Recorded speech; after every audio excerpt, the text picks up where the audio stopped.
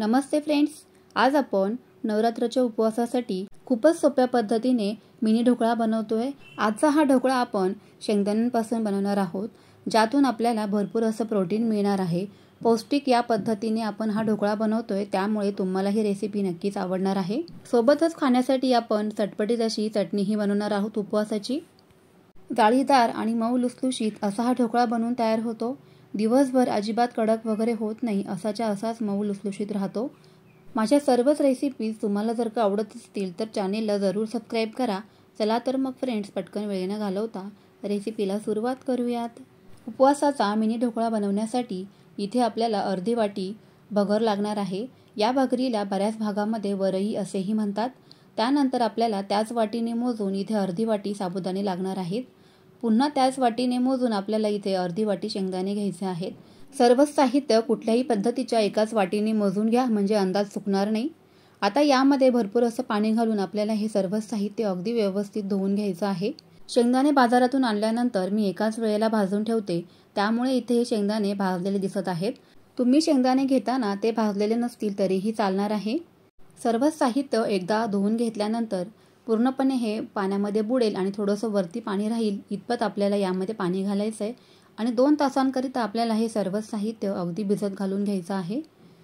2 तासांनंतर आपले हे शेंगदाणे साबुदाणे अगदी व्यवस्थित भिजलेले आहेत, तुम्ही पाहू शकताय। शेंगदाणे असे भिजत घालून खाल्ले ना की त्यांची पौष्टिकता आणखीनच वाढते। साबुदाणे सुद्धा अगदी व्यवस्थित भिजले गेलेले आहेत। बोटांनी दाबल्यानंतर असे प्रेस होत आहेत, म्हणजे दाबले जात आहेत। अगदी व्यवस्थित असे साबुदाणे आपल्याला भिजत घालून घ्यायचे आहेत। आता पूर्णपणे पाणी निथळवून आपल्याला हे सर्वच मिश्रण एका मोठ्या मिक्सरच्या भांड्यामध्ये काढून घ्यायचे आहे आणि आपल्याला याची बारीक अशी पेस्ट मिक्सरमध्ये तयार करायची आहे। खूप जास्त पाणीही घालायचं नाही, एकदम अगदी थोडंसं पाण्यामध्ये आपल्याला हे मिश्रण मिक्सरमध्ये बारीक फिरवून घ्यायचं आहे। शक्य तेवढं पाणी निथळवून घ्या, म्हणजे आपलं जे बॅटर आहे ना ढोकळ्याचं, तर ते पातळ होणार नाही। या साहित्यामधील सर्वच पाणी इथे मी निथळवून घेतलेलं आहे आणि अगदी त्याच पाण्यातलं थोडंसं पाणी आपल्याला या मिक्सरच्या भांड्यामध्ये घालायचं आहे।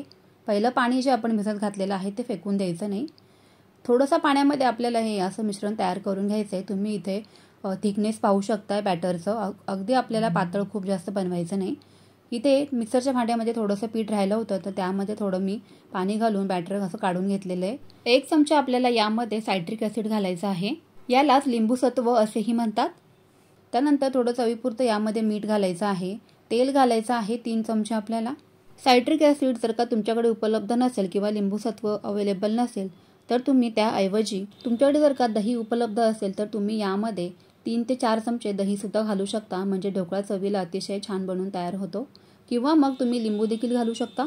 ढोकळ्यामध्ये असं तेल घातल्यामुळे खाताना तो घशामध्ये अडकत नाही, अगदी मऊ लुसलुशीत असा हा ढोकळा बनून तयार होतो।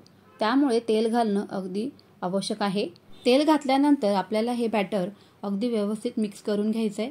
थिकनेस कन्सिस्टन्सी तुम्ही इथे पाहू शकताय, खूप जास्त पातळ आपल्याला हे बॅटर बनवायचं नाही। पाव चमचा इथे आपल्याला खाण्याचा सोडा घालायचा आहे। तुमच्याकडे जर का असा सोडा अवेलेबल नसेल तर त्याऐवजी तुम्ही इथे अर्धा चमचा इनो घातला तरी पण चालणार आहे। आता पुन्हा एकदा सर्व साहित्य अगदी व्यवस्थित मिक्स करून घ्यायचं आहे। सोडा घातल्याबरोबरच तुम्ही इथे पाहू शकताय की बॅटर आपलं छान फुलून तयार झालेलं आहे, मस्तच। चला तर सोडा या बॅटरमध्ये अगदी व्यवस्थित मिक्स करून घेऊयात। आता इथे आपलं हे ढोकळ्याचं बॅटर तयार झालेलं आहे। प्लेटला तेलाने थोडंसं ग्रीसिंग करून घ्यायचं, म्हणजे ढोकळा प्लेटला चिकटणार नाही। इथे मी स्टीमरमध्ये हा ढोकळा वाफवून घेणार आहे। तुमच्याकडे जर का असा स्टीमर नसेल तर तुम्ही कुकरच्या भांड्यामध्ये सुद्धा हा ढोकळा घालू शकता, पण कुकरला मात्र शिट्टी लावायची नाही। शिट्टी न लावताच आपल्याला हा ढोकळा 20 ते 25 मिनिटं वाफवून घ्यायचा आहे। सर्वच बॅटर या प्लेटमध्ये इथे काढून झाल्यानंतर दिसायला थोडंसं अट्रॅक्टिव्ह दिसण्यासाठी यावरून मी प्लेन लाल तिखट घातलेलं आहे, ज्यामध्ये कुठलेच मसाले वगैरे नाही आहेत।